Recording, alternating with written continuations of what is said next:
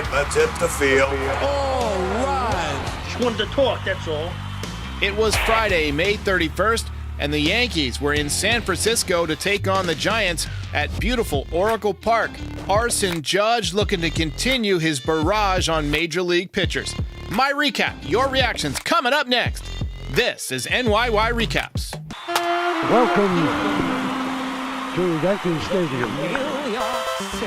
Just when they thought I was out, they pull me back in. Looking to boost your sports betting game? Meet Odds Jam, the ultimate ally for data-driven wagering. With 260 plus sports books, it's your go-to platform. Here's how it works. Odds Jam's arbitrage tool spots differences in betting lines, letting you lock in risk-free profits. Plus, optimize bets with a positive EV calculator and track profits with a convenient bet tracker. Try it risk-free with a 7-day trial. Use code RECAPS for 35% off your first month. Link is in the description. Bet smart. Bet responsibly with Odds Jam. All right. Welcome back, everybody. Welcome back. Happy Saturday if you're on the East Coast, and happy June. It is now June 1st, 12:43 a.m. in the East, and Arson Judge finally headed to San Francisco. And he had a pretty good night. 3 for 4, 2 home runs, and he took over the Major League lead in home runs in accordance with the prophecy. I told you he was going to be the first to 20 home runs in Major League Baseball. We had another great night for Marcus Stroman. He continues to just throw the ball exceptionally well. I didn't mention him the other night when we were talking about potential Yankees All-Stars, but he's pitched to a sub-3 ERA. After tonight, he's got a 2.73 ERA. So he deserves some real consideration if he keeps throwing the ball the way he is. And I don't know what the Yankees have going on, but they have unlocked something with this pitching staff. Night after night after night, you get a great outing. And I don't know whether they're seeing something in the analytics or, doing something with spin or, whatever the adjusted wake or whatever, all these new, technological stuff that they're talking about. I don't know what they're working on in the pitching lab, but it's working and they should keep it up.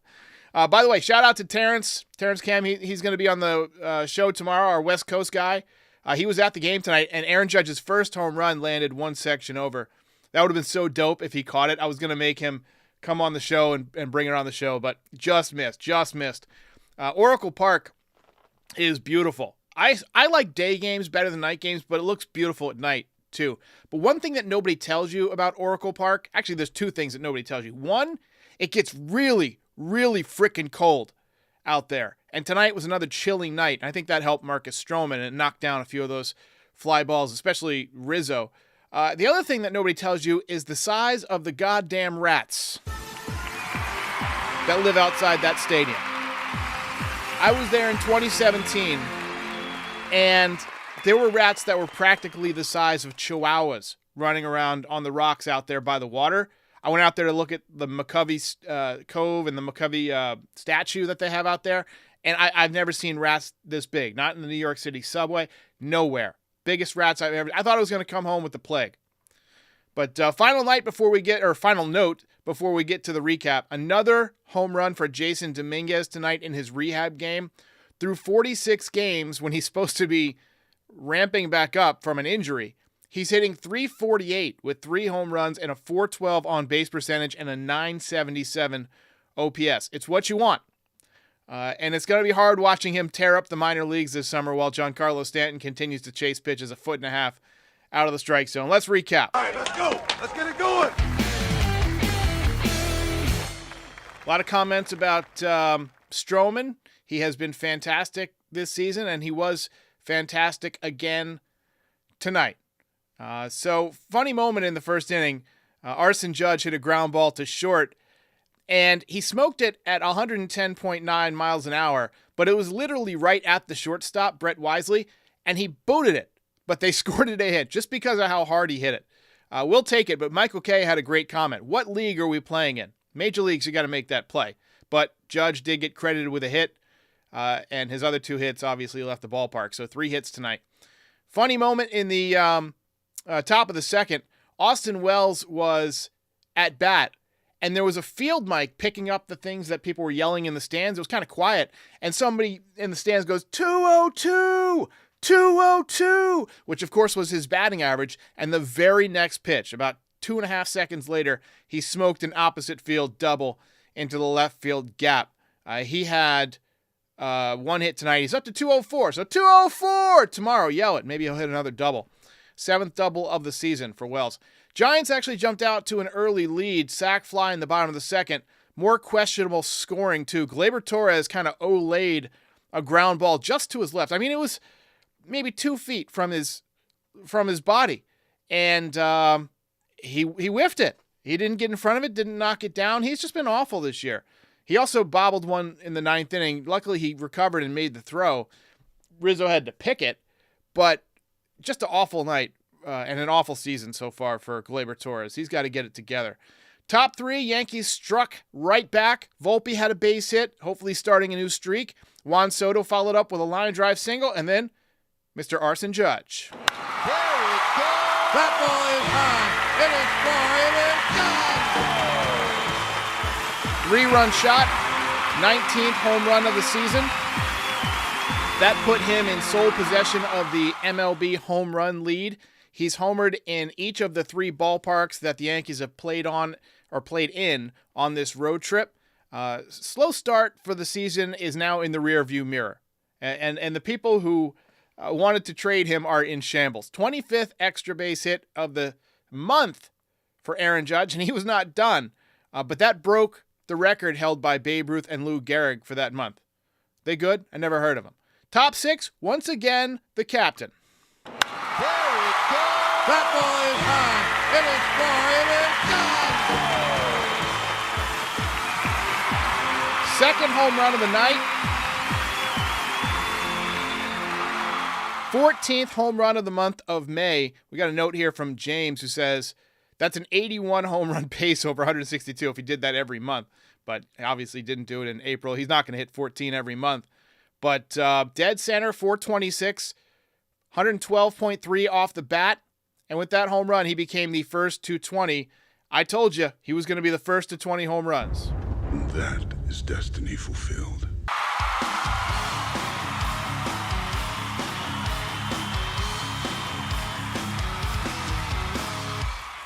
Matt Parra says Arson Judge is on fire. And if you haven't noticed, we've changed Aaron Judge's graphic that keeps on repeat to Arson Judge for this entire series. So on all the graphics, he's going to be Arson Judge. Let's go ahead and take a look at his stats overall this year. He's up to 283. He's got 20 dingers. He's got 45 ribbies, 1.061 OPS. He's stolen 2 bases. He looks good in center field. His Fangraphs WAR was 3.3 headed into the game, so you have to imagine that ticked up a little bit. His on-base percentage is at .410. He's just quite simply the best offensive player since Barry Bonds. And I just saw a Barry Bonds reference in the chat. Difference is that Judge is doing it naturally. Judge is naturally gigantic. And everything he hits, he destroys, for those Rocky IV fans out there. And his swing is just beautiful. It's so simple. And somebody did a comparison about a year ago where they compared Aaron Judge's right-handed swing with Barry Bonds' left-handed swing, like mirror images, and they're almost identical. But he has been wonderful this season, and let's hope he keeps it up. I think he's going 50-plus for sure. Yankees tacked on a couple of runs in the 6th inning. First time I've ever seen 2 runs score on the same pass ball that I can remember. Torres and Rizzo, not exactly the fastest guys on the team. Rizzo, by the way, picked up a double in that inning. First extra base hit he's had in a couple of weeks. He's been hitting the ball pretty well last couple of days. I feel like he's starting to come out of it a little bit, but we're still going to need a lot more production than he's given. We had a voicemail show this morning where we talked about how much he's struggling. I had to pull it down because I realized too late that my audio was all messed up.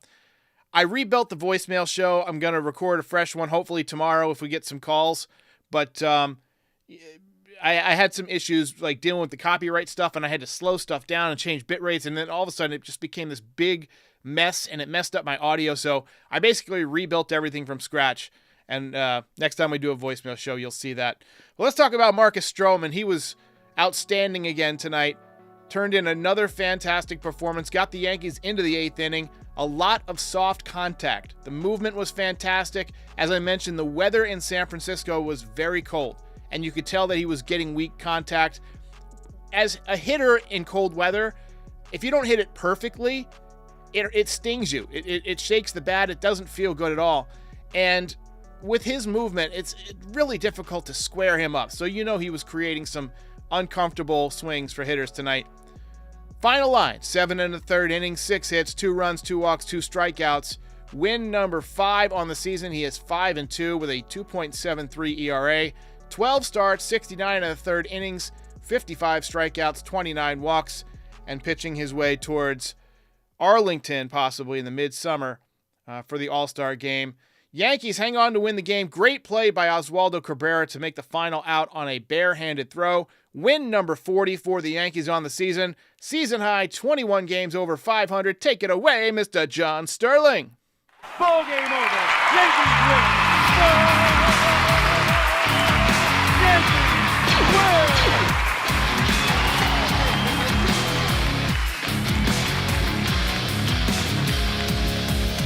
You're a winner. Eduardo Aguirre says Judge gave everyone a month head start, and he's still first to 20. Lando says Jason Dominguez to second base. Look, that's not the stupidest thing I've ever heard in my life, but it's close. He's an outfielder. Come on, let's go. Let's use our brains. Dude doesn't play the infield. He's an outfielder. But anyway, very little doubt about the belt tonight, despite the great performance from Marcus Stroman. First belt for Arson Judge.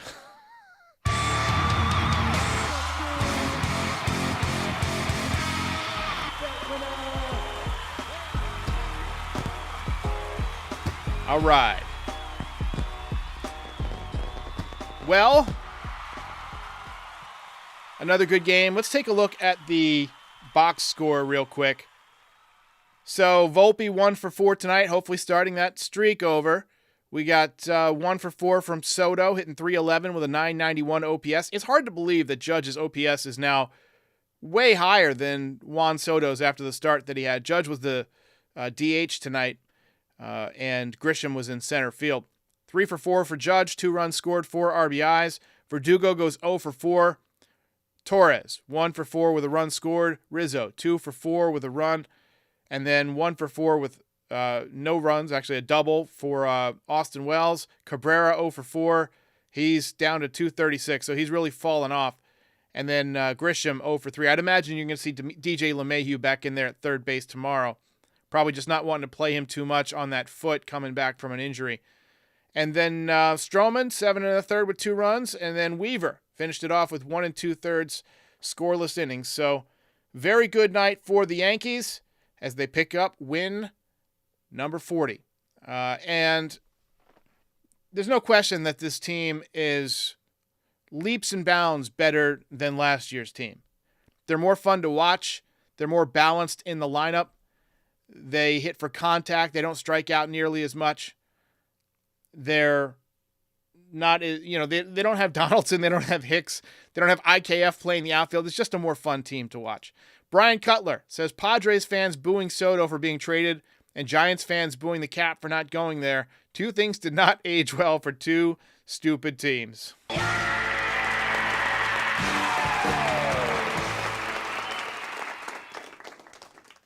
Chase Doris says Glaber needs to go. Look, the Yankees have some issues in the infield. They're a great team. I wouldn't put them on 98 level or anything like that yet. Not even on the 09 level. But they're very good. But it's kind of concentrated. Volpe's an excellent leadoff man. Soto is Soto, generational talent, and Aaron Judge, an all-time talent, right? And then afterwards, you got Verdugo, who's a pretty good player, will pick you up a big hit now and then. And then, sometimes Stanton, who's prone to really long cold streaks. And, shorter and shorter hot streaks, but still impressive hot streaks. And he can still, the power's the last thing to go. He's like a fighter. You got Torres, who's obviously pressing in a contract year and doesn't seem to care about his defense at all. You got Rizzo, who's now at 250 with a 687 OPS. You really need more offense and really better defense, if we're being honest, out of the first base spot. Cabrera has fallen off offensively, and Grisham, I mean, he's just a backup, so we're not going to talk about him, but, that's just the lineup tonight. Really, we need one more bat. Hopefully DJ LeMahieu can hit at third base because we know he can still play defense. We've already seen it. I've seen some calls for him to play second base, but I don't think he has the mobility to do that. I think they're going to stick him at third base, and I'm fine with that. I want to see him hit, though. To me, right now, you start a clock on Gleyber Torres, on DJ LeMahieu, and maybe even on Anthony Rizzo. Rizzo's a little bit of a different situation because he's a left-handed bat, and there's not a lot of good left-handed first basemen available. You need that left-handed bat in the lineup, and he's Judge's best friend, basically. But right now, you start a clock on DJ. DJ, you got a month to start hitting. If DJ's hitting 200 in a month, then you got to consider Oswald Peraza as the third baseman, right? And that's going to probably necessitate sending down somebody like Cabrera. And then, Torres, look, it's June 1st. I'd say if he's not back to being Gleyber on a regular basis by, mid-July, July 15th or so, you have to consider moving him at the deadline if anyone will take him, which I don't know if anyone will. The most likely scenario is that they just let him play out the season. I want to see what Yorbit Vivas does when he comes back. He could potentially be the future second baseman. Got a good contact-oriented left-handed bat. A little bit of pop. He's had some injury issues, though. But, look, this team has a lot of the components, but I think with a couple of tiny little adds here and there, maybe another bullpen arm, and I say tiny adds. I'm not talking about going out and trading for an ace, but you might need to get a good bullpen arm, right? I could see them even, I could see them going out and getting like a nobody kind of pitcher like Clay Holmes and then transforming them. I could see them doing that. I don't know who that pitcher will be, but they definitely need one more arm. And you got to look at infield bats. You got to look at who's out there. So, all right, let's wrap it up. It is 12:59 a.m. I got to get out of here. Yankees really might have the Cy Young, the Rookie of the Year. Could be the same person, too. Could have the MVP. Could have the Comeback Player of the Year in Carlos Rodon.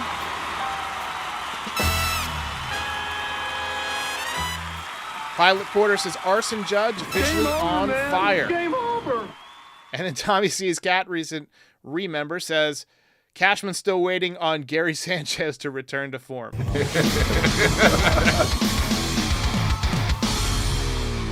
I'll be over here like winning. The Virginian says need a power lefty in the bullpen.